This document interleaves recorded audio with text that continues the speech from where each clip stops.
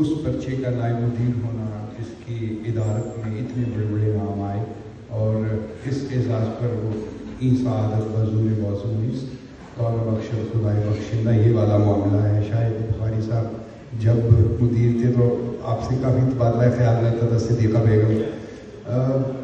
जब अदब लतीफ़ का 75 साला नंबर शाया हुआ तो सिद्दीक़ा बेगम साहिबा ने बहुत एक यंग राइटर के तौर पर बतौर ख़ास मुझे कहा कि आपकी चंद नज़में और नस्र में भी कोई चीज़ इस के लिए चाहिए। तो मैं आपसे महसूस हुई थी और यूँ लगा था कि शायद अब कोई एतबार या कोई कायम हुआ है, और उस वक्त मेरे वहम गुमान में भी नहीं था कि कभी मैं इस पर्चे का इदारत में भी आऊँगा। आप सब यहाँ पर लिखारी तशरीफ़ फरमा हैं, बहुत अहम, उम्दा, सीनियर, जूनियर।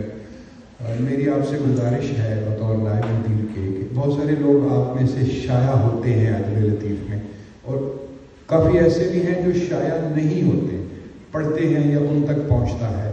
तो आजकल बहुत आसान हो गया है, ईमेल के ज़रिए हमें अपनी तख्लीक़ात से नवाजें, निगारशात हमें अता करें। जो लोग ईमेल नहीं इस्तेमाल करते वो रिवायती तरीके से कागज़ पर लिख कर भी भेज सकते हैं, हम खुद उसकी कंपोजिंग और प्रूफ रीडिंग करते हैं।